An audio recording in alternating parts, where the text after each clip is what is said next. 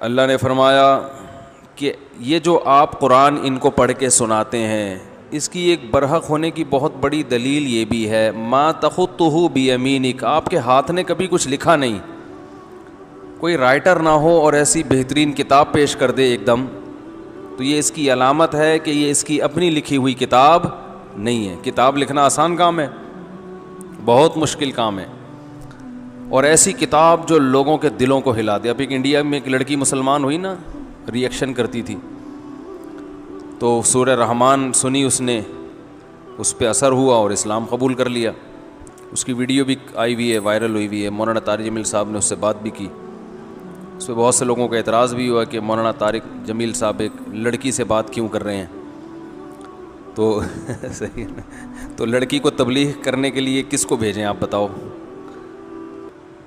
بھائی. وہ بہن بیٹی بنا کے بیچارے اس سے بات کر رہے ہیں، نظر بہت ہی حیا کے ساتھ. تو اتنا زیادہ دین کو مشکل نہیں بنانا چاہیے. میں نے بتایا نا بھی، وہ ایک ماسی ہمارے گھر آئی، کام کرتی ہے، تو ہم اس کو زکوٰۃ وغیرہ بھی دے دیتے ہیں، کچھ تعاون کر دیتے ہیں اس کے ساتھ، غریب ہے بیچاری. تو میرے گھر والوں سے کہہ رہی تھی یہ مفتی صاحب دیکھو تعاون کر دیتے ہیں، فلاں مولانا صاحب ہیں، ان کے تو گھر کے میں قریب رہتی ہوں، ان کو میری غربت کی حالت کا علم ہے. میں ان سے گئی زکوٰۃ مانگنے تو انہوں نے منہ یوں کر لیا. میں قریب جا کے بات کر رہی ہوں تو منہ یوں کر لیا اور کہنے لگے کہ نامحرم کو دیکھنا حرام ہے. وہ بیچاری بوڑھی ماسی، تو یوں کر کے بات کر رہے ہیں. پھر میں نے جب زیادہ بات کی، میرے گھریلو حالات جا کے دیکھیں، انہوں نے پھر چپ کرا دیا کہ نامحرم کی آواز کا بھی پردہ ہے. یقیناً پردہ ہے نامحرم کی آواز کا. کوئی جوان لڑکی بات کر رہی ہو، اس کی آواز سے آپ دلچسپی نہیں لے سکتے، کہہ کے لگا کہ فری ہونا اس سے جائز نہیں ہے. لیکن اس بیچاری پر ایک ماسی کو قیاس کرنا، اور وہ بھی کسی ضرورت سے آئی ہے، اور ویسے بھی اس بیچاری کو دیکھنے سے کیا بد نظری ہوگی. یہاں دیکھنے کے لیے پتہ نہیں لوگ کیا کیا دیکھ رہے ہیں، اللہ کی پناہ.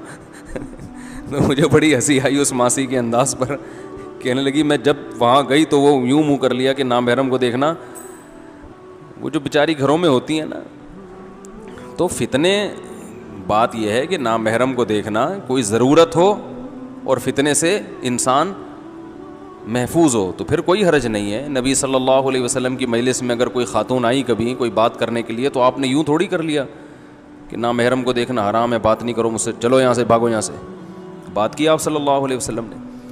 ہاں یہ کہ اس میں علماء اس لیے احتیاط کا حکم دیتے ہیں کہ یہاں تک لوگ قناعت نہیں کرتے، وہ بہت زیادہ فری ہو جاتے ہیں، اور پھر جناب وہ گپیں بھی لگ رہی ہیں اور ہاں ہاں ہو بھی چل رہا ہے، جیسے آج کل مارکیٹ میں چل رہا ہے. آپ کی کلیگ ہے، آپ کے ساتھ جاب کرتی ہے، ٹھیک ٹھاک فری ہو رہے ہیں، جب بھی جا رہے ہیں اس کو.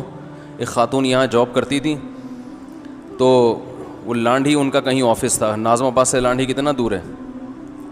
تو انہوں نے بتایا کہ میں جب بھی جا رہی ہوتی نا، 15-20 آدمی آ رہے ہوتے ہیں کہ لفٹ آپ ہمارے ساتھ چلیں. ٹھیک ہے نا، آپ کس کے ساتھ چلیں؟ تو یہ نیتیں خراب ہوتی ہیں. لیبل خدمت کا لگا ہے اور نیتیں خراب ہیں. کیونکہ بھائی اگر اتنا ہی شوق ہے تو اور بھی تو 8-10 بوڑھے آپ کو نظر آئے ہوں گے نا راستے میں، بیچارے پیدل جا رہے ہوں گے، ان کو تو کبھی کسی نے نہیں کہا کہ انکل آپ ہمارے ساتھ چلیں. تو انٹیوں کے پیچھے لفٹ دینے کے لیے پڑے رہتے ہیں. لیکن اگر کوئی واقعی بری نیت نہیں ہے، کوئی واقعی خدمت کر رہا ہے، تو اس میں تو بھائی کوئی حرج نہیں ہے، بلکہ ثواب کی بات ہے. ہاں فتنے سے انسان محفوظ ہو. یعلم خائنۃ الاعین، اللہ آنکھوں کی خیانت کو بھی جانتا ہے. وما تخفی الصدور، اور سینوں کے بھیدوں کو بھی جانتا ہے اللہ تعالیٰ. تو ان مولانا صاحب کا بہرحال تقویٰ ہے کہ وہ احتیاط کر رہے ہیں، لیکن اتنا زیادہ جب آپ دین کو بھیانک بنا دیں گے، وہ تو چلیں اپنی لحاظ سے جو کر رہے ہیں وہ تقوی کی بیس پہ ہی کر رہے ہیں، اللہ ان کو اس کا اجر دے گا. لیکن اتنا جب بنا دیں گے تو لوگ دین پہ آئیں گے نہیں پھر. اب وہ بیچاری ماسی ہے بھائی، اس کی مدد کرو.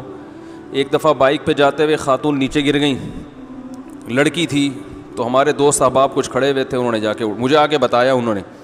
وہ بیچاری چیخیں مار رہی ہے، ایکسیڈنٹ ہوا ہے، تو اس کو اٹھانا ہے نا. تو انہوں نے کہیں اٹھا دیا، مدد کی اٹھانے میں، اور کہیں بھی ایمبولینس میں ڈالا یا کیا کیا. اب آ کے کہہ رہے ہیں کہ میں نے کسی کو بتایا، کسی مولانا صاحب کو، تو انہوں نے کہا نامحرم کو آپ نے ہاتھ کیوں لگایا. تو میں نے کہا وہ بیچاری کو وہاں تڑپنے دیں، پتہ چلا کوئی دوسرا ٹرک آ کے نامحرم کو کچلتا ہوا چلا جائے روڈ پہ اس کو تڑپنے دیں تو نامحرم کو کچلنے کا گناہ نہیں ہوگا. تو ایسی ضرورت میں میرے بھائی احتیاط کے ساتھ اپنی بہن سمجھ کے اس کی مدد کرنی چاہیے. تو بہرحال میں یہ آیتیں کیا اب کہاں سے کہاں بات چلی جاتی ہے.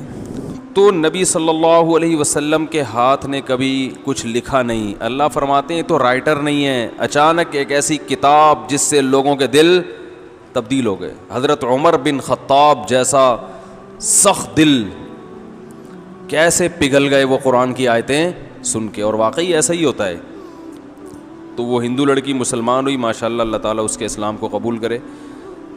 تو اگر مولانا طارق جمیل صاحب اس کو اپریشیٹ نہ کرتے, فون کر کے تو نامحرم ہو, صحیح ہے جیسے سناتے اس کو ٹھیک ٹھاک, وہ کہتی بھائی ہم واپس جا رہے ہیں. تو آہستہ آہستہ تمیز سے آرام سے سمجھایا جاتا ہے, اسٹیپ بائی اسٹیپ. دیکھو نبی صلی اللہ علیہ وسلم کی خدمت میں ایک شاعر آئے. آپ صلی اللہ علیہ وسلم نے جب مکہ فتح کیا نا تو آپ نے حکم دیا تھا,